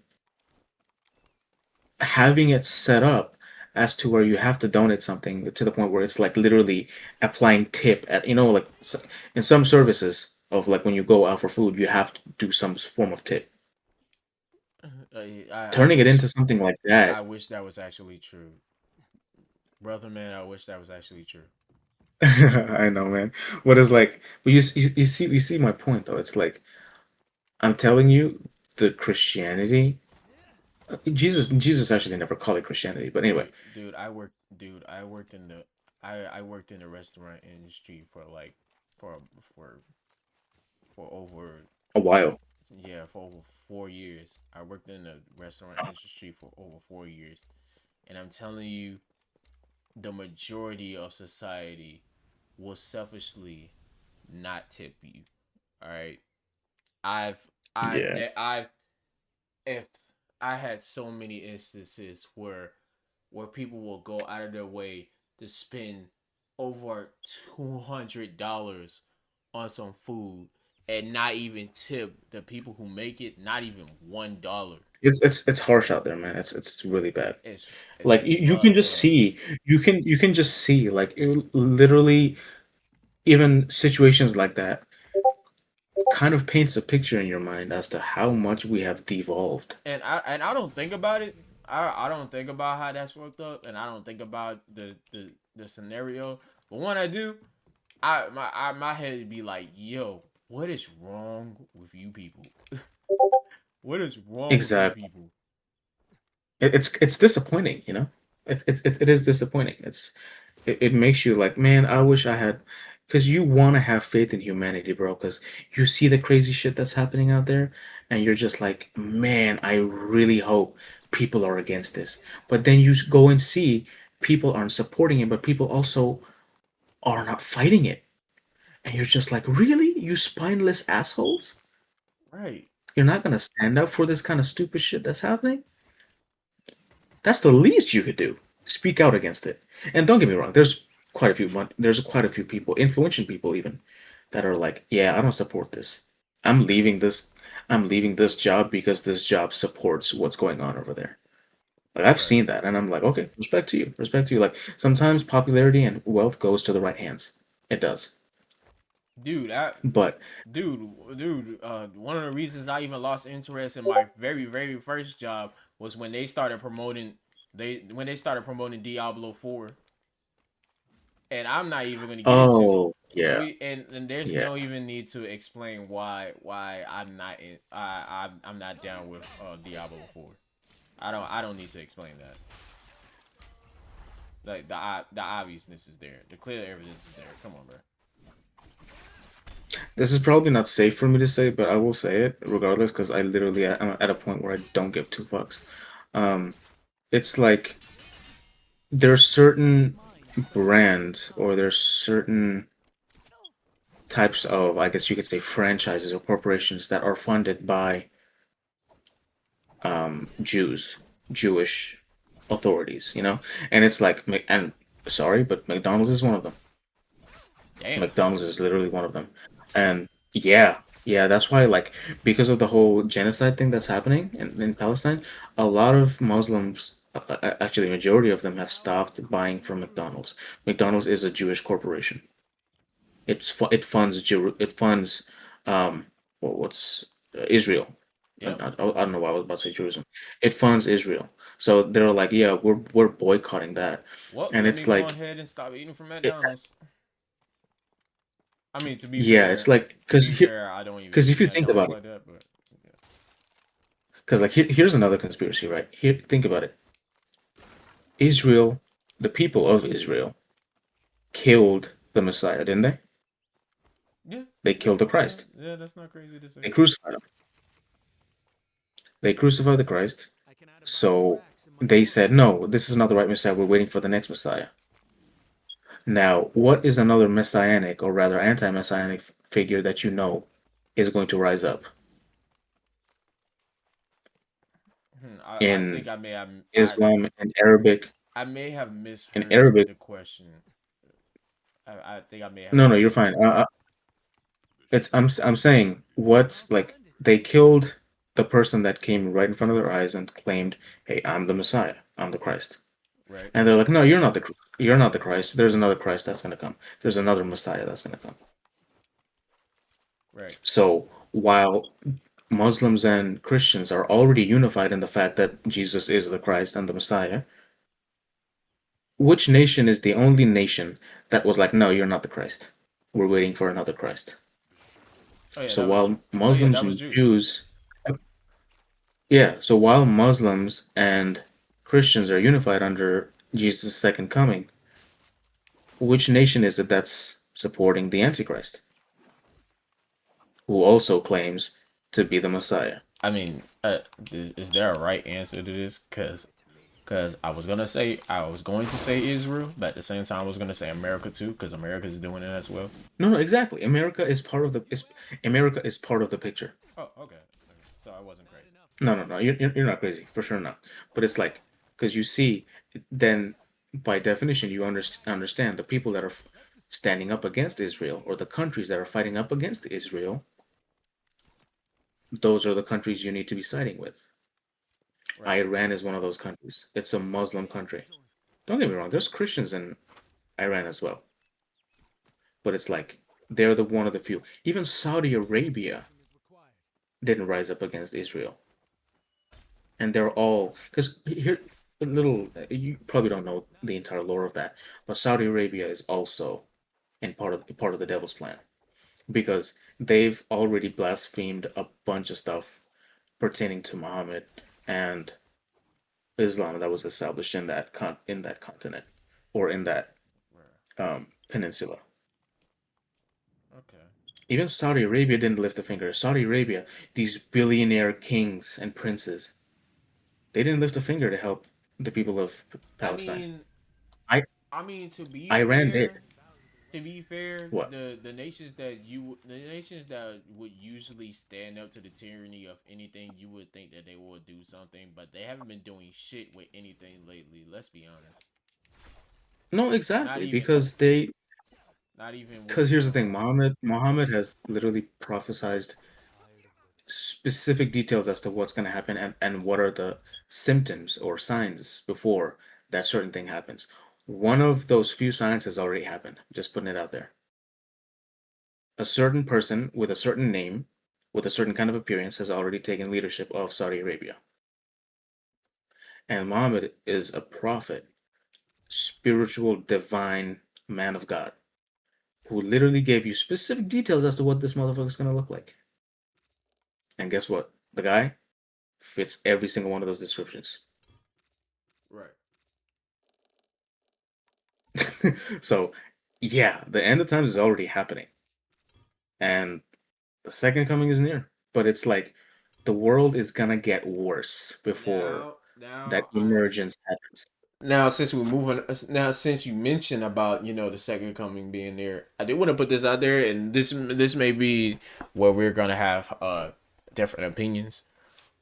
Um, the Bible never really states the exact date when it going when the second coming is going to happen, or when judgment day comes, because I see that a lot with Christians. I see it a lot with Not, Christians. Most neither, no, neither does Islam. Islam doesn't say a specific date when it's going to happen, but I it see a says lot. certain signs.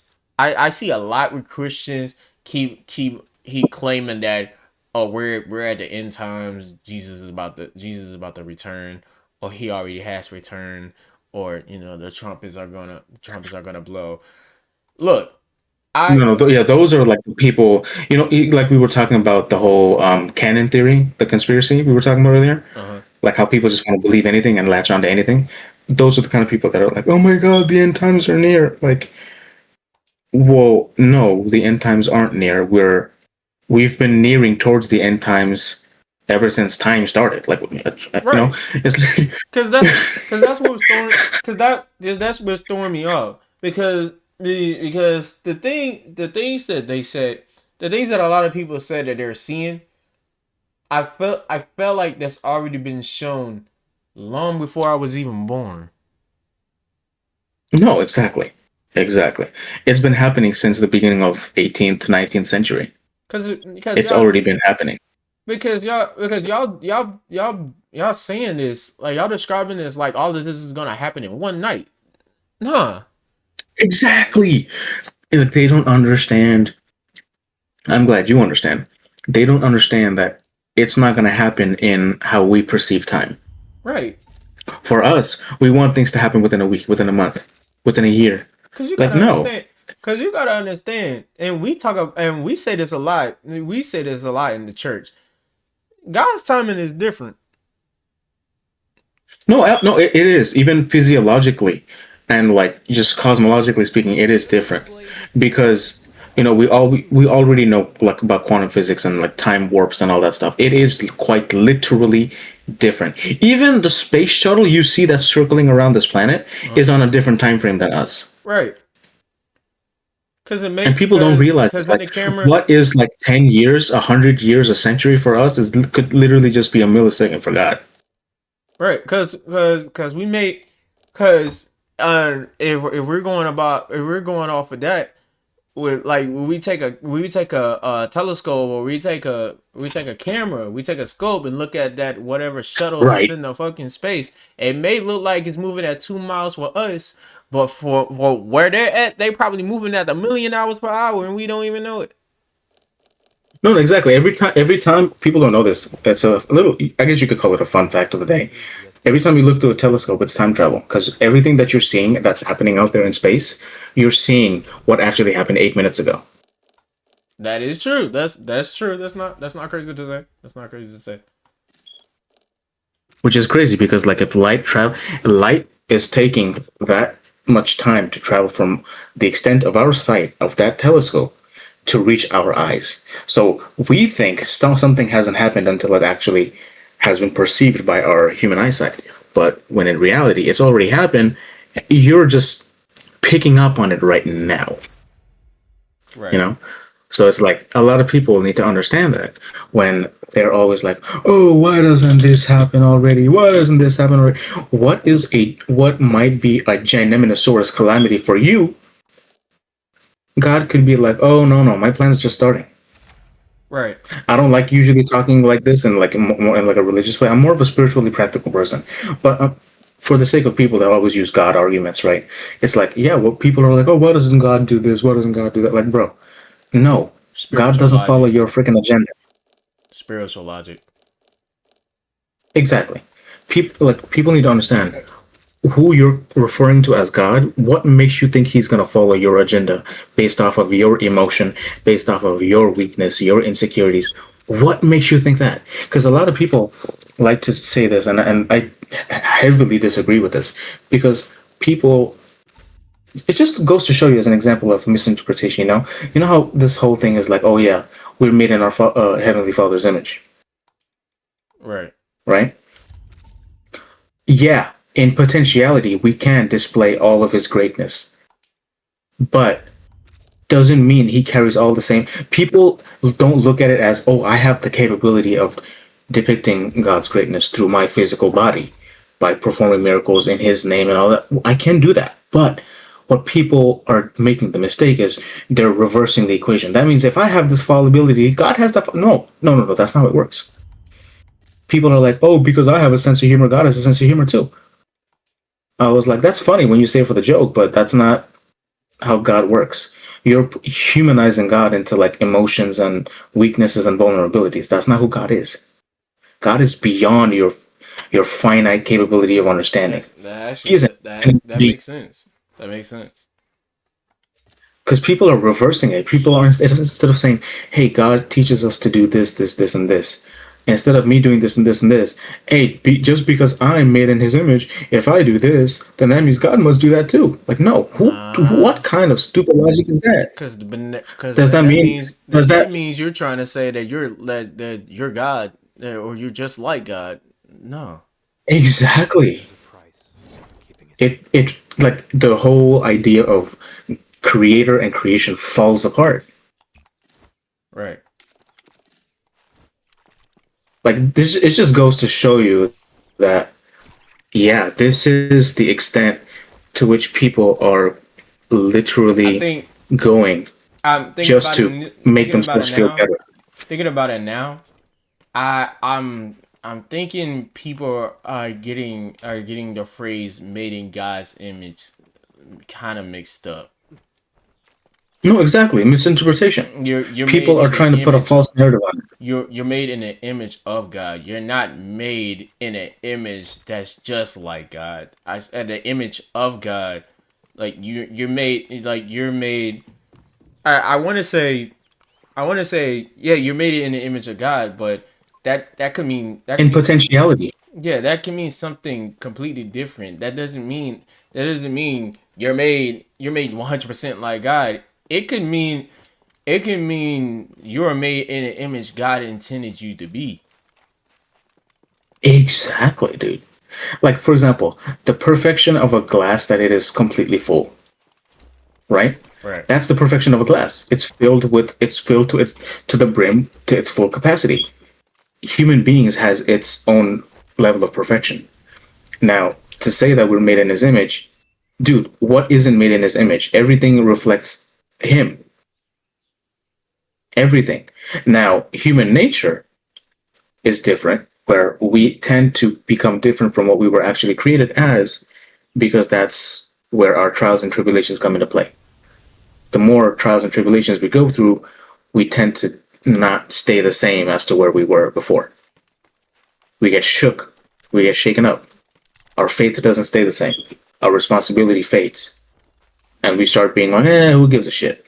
Type of mentality. And a lot of people, you see that a lot now. Saying we are made in the image of God could mean another version of we're made in the way God envisioned us to be. If that makes sense. Exactly. We're envisioned in a way to where we could potentially represent God and His beauty. Right. You know? We could achieve that perfection. Doesn't mean I'm already there just by birth. Because you got to think about it. Because now I think I'm starting to kind of decipher that phrase. I mean, made in the image. That could also mean made in imagination. Because you got to think about it. When someone says, "I can imagine this is such and such," and God pretty much said, because God is on a completely different level. He's in a level on his own that's high, that's eons higher than ours, right? He imagined it, and boom, here we are. Exactly.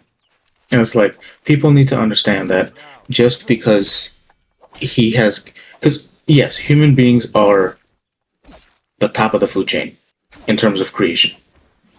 Yes, it's true. We have the logic and the decency in us to achieve perfection and beauty and spirituality and even divinity. We can become one with the Heavenly Father, but doesn't mean it's just being handed out like Oprah Winfrey, like, you get this perfection, you get this for everybody. No. Right. It has to be achieved, but people are assuming that image as to like, oh yeah, I already have God's image on me, so whatever I'm doing, God loves me.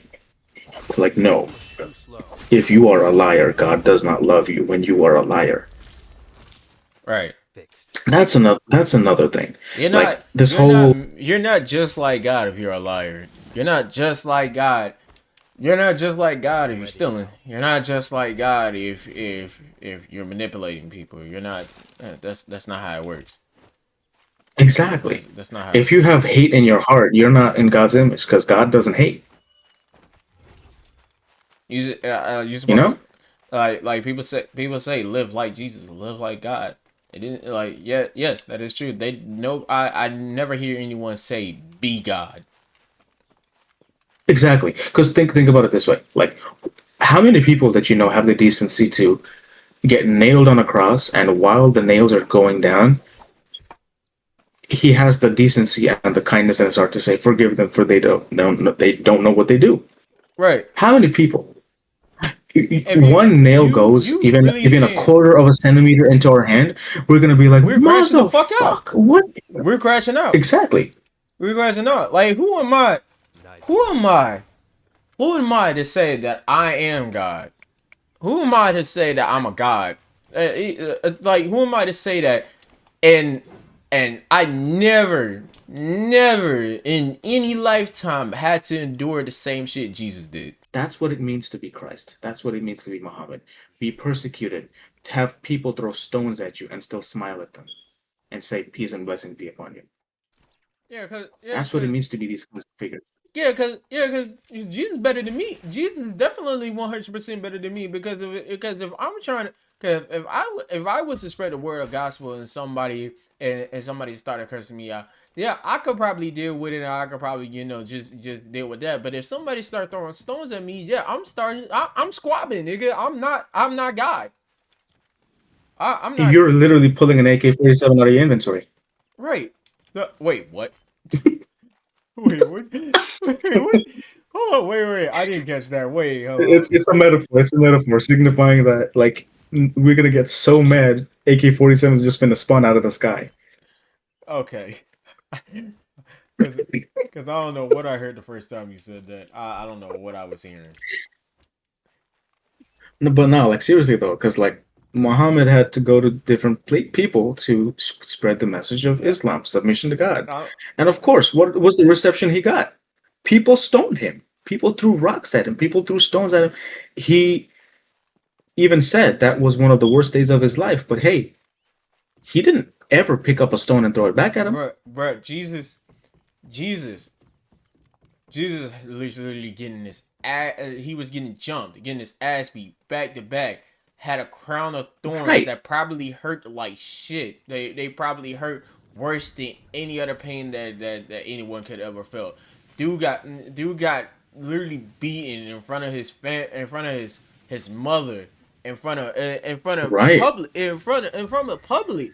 And it wasn't any kind. It wasn't just your regular kind of beating either. It wasn't like a UFC fight where it's like a one-on-one honorable fight, and then you get knocked down. He's just finishing the job. He hits you. He hits you one or two times to make sure you're knocked out, and then that's it. No, these niggas had these niggas, and I saw Passion of the Christ. I saw Passion of the Christ. As much I as did. It was one of my favorite movies. as much as it harmed the fuck out of me watching that, I watched it regardless, Right. and I was watching it as a little kid. God Oh, knows. so okay, Yeah, yeah. I watched that. I didn't even watch that as an adult. I watched that as a little, as like I was very very young at the time. So God knows how much it traumatized me getting older. But these niggas literally had torment. They had weapons of torment for this nigga.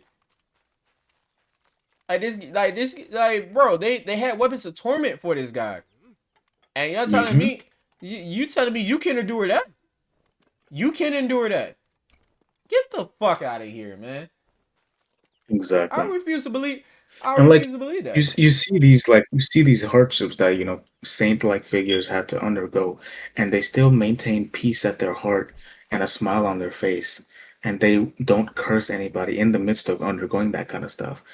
And you're over here saying you've built in God's image? I can't You know? even. It's like, A person getting shot. A person getting shot is nothing compared to what Jesus had to go through.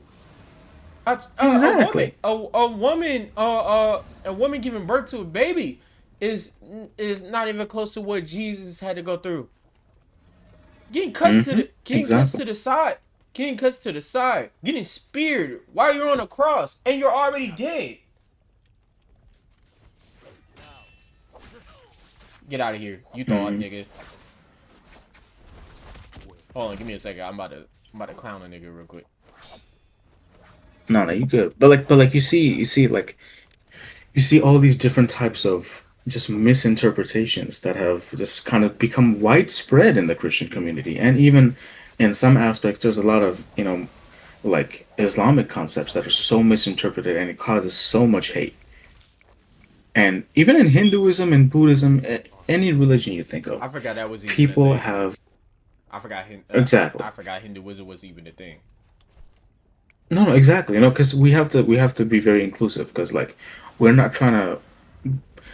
I personally believe every single message that was initially taught was the same message, but people just kind of turn it ugly over time I because mean, of these specific misinterpretations. Eddie Griffin did once said, I don't care who sent the message. He was like, bitch, did you get the message? Exactly. Who gives a fuck what the messenger, who the messenger is? Did you get the message? For me, no disrespect to anybody. I still love everybody. Uh, I, I will always believe that Jesus is my father. I acknowledge Jesus as my Lord and Savior. So, No, absolutely, no, absolutely, he is, and it's one of those things. Like, as Muslims, we have to respect these figures as well. Like, I know people have different acclamations when it comes to these kinds of like figures, but at the end of the day, submission to God is the only thing that was taught by anybody. Submission to the will of God is the main thing that was taught by anybody. And in one word, that's Islam. Islam was a religion that was taught by every single spiritual figure that ever taught anything on this planet. That's why Islam's main goal is unification, spreading peace. But there are some dumbass motherfuckers that misunderstood certain things and took it out of context and did stupid shit. But no, but yeah, like that's essentially, I think it's the same message. I think the best religion in this world is peace, no matter, because I think that's what any single messenger, whether it's Christ, whether it's a prophet or whoever it was, I think that's the main message that was taught, peace. And I think that's what we need to reestablish in today's world. We need that more than anything now because there's way too much ugliness going around. There's way too much violence and too much war going on something that is just a figment of people's imagination. right. This distinction, ethnic cleansing. No, everybody's beautiful. What ethnic cleansing? You know, it's like I don't know. We just like I feel like as a human race, we have backtracked and devolved quite a bit. So, hence, hence I said everything I said. It's like I'm not hating on any religion. You will never see me do that. I love every single religion out there. I try to find the beauty and truth in every single one of them. Because deep down, I believe it's the same message. You have to kill your ego so you can transcend human emotions, human weakness, and human limitations, so you can truly reflect God's essence and nature. Bro, what the? That's all it is. That's all it is. But yeah, I think we need to. I think we should wrap it up Are you because we can literally talk for hours. fucking serious? That was, bro. Hey, good luck editing this shit, bro. Because that we said a lot. But yeah. I know. So I got my PC. I got my PC. I'm pretty sure the moment I start editing this shit, I'll get it done in one night. Trust me. Probably not. Probably all not right. today though, because I work second shift. So I work first shift, so I have to wake up earlier. But that's cool though. I'm glad we got this episode done. Um, But yeah, to those watching, to all of our members who support us and share the light with us. These are just many controversies um, we talked about today, but I think we shed a lot of light on a lot of truth as well, and a lot of, I guess you could say, misinterpretations that have been shaping human history, helping us, um, not helping us, but rather causing us to devolve, move backwards. And I think the more we shed light on it, the more awareness we can spread about it, and the closer we get to world peace. Because peace starts internally, not externally. But these are just some of the many doors that we can talk about, and we will be talking about for this segment called Forbidden Doors. Each one of these doors opens into a world shaped by a certain belief, a certain imagination. It could be a certain conviction, and even the unknown. But in the coming episodes, we will examine not just what a lot of these conspiracy theories say, but what they reveal about us and why a lot of people believe them, and why a lot of people fear them, or rather don't believe them, and why a lot of these conspiracy theories spread faster than the truth itself. So with that being said, if y'all are ready to jump in with us, our first real descent begins henceforth. You gotta you gotta teach me how to make those thumbnails on Canvas.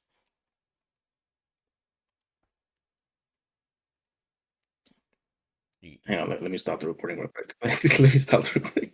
Wait, what? Wait, Okay. That was you ending the episode? That was me ending the episode. Yeah, nigga, I thought you was doing a benediction, my nigga. What the No, that was the outro, because I know this is even though we didn't dive hella deep into any of these. But we already got an outro. we already We do? have an outro. Yeah, the one I sent you. Oh shit. Shit, which one?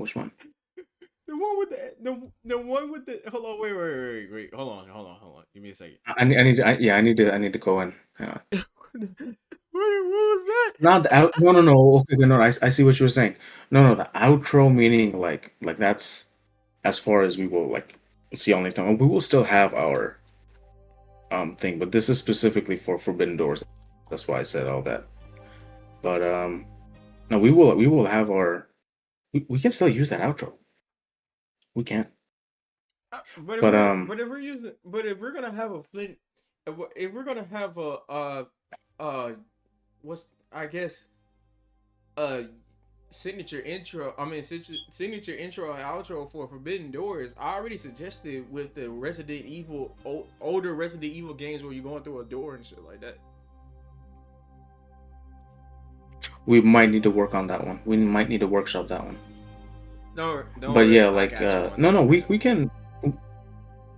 I got you on that. Shit. I got an idea. I got my PC back. Don't worry, I could work on some shit. You don't fuck with. All right, that sounds like a plan, bro. Traveler, as you're preparing your leave, please understand that what you've discovered here, please take what you've learned and apply it to life. When the light calls you back, I'll be waiting. Same place, different mystery, same truth. Farewell, Void Walker. Until we meet again.